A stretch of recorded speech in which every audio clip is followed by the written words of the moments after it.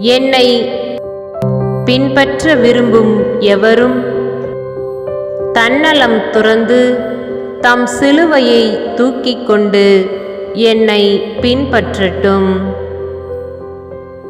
தூய மத்தேயு எழுதிய பரிசுத்த நற்செய்தி 16வது அதிகாரம் 24வது இறை திருவசனம்.